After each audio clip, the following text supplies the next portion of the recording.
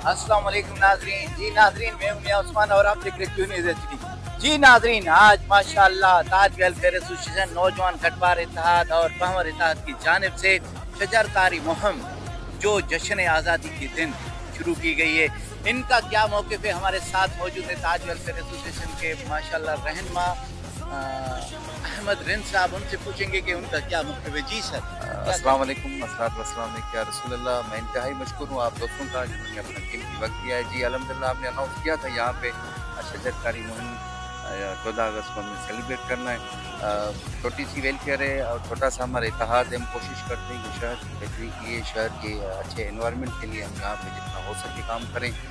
जैकाबाद में शजरकारी बहुत ज़्यादा ज़रूरत है, बहुत ज़्यादा ज़रूरत है। इसी वजह से हमने छोटा सा एक स्टेप लिया है और इस उम्मीद पे कि यहाँ के जो भी सियासी, समाजी, मजहबी जितने भी यहाँ पे रहनुमा हैं, दोस्त हैं, वो इस काम में आगे आएँ।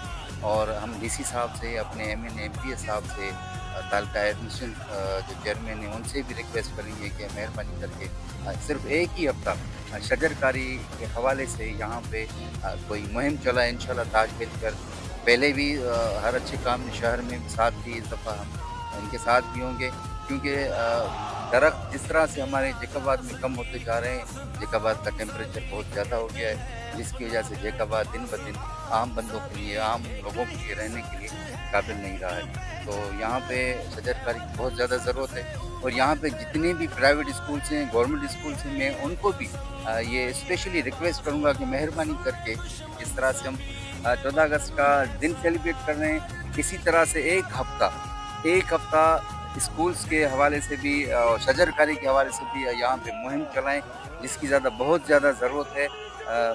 एडमिनिस्ट्रेशन से फिर भी रिक्वेस्ट करूँगा कि मेहरबानी करके जैकाबाद में एक हफ्ता शजरकारी का चलाएं, जैसे ज़्यादा से ज़्यादा यहाँ पे दरख्त हम लगा सकें। बड़ी मेहरबानी। जी नाजरीन, आपने माशाल्लाह ताज वेलफेयर एसोसिएशन के रहनुमा अहमद रिन साहब की बातें सुनी। इनका कहना था कि यहाँ पर हीट स्ट्रोक जैकबाबाद में बहुत ज़्यादा है और ये कह रहे हैं कि अगर इस साल में 1000 पौधे लगाए जाएं, अगर वो शजर बन के उभरे तो ऐसे समझो सरसब्ज जैकबाबाद बन जाएगा, सरसब्ज पाकिस्तान बन जाएगा। इसी के साथ ही कैमरा टीम के साथ मियां उस्मान को इजाज़त दीजिए और देखते रहिए क्यों न्यूज़ एचडी।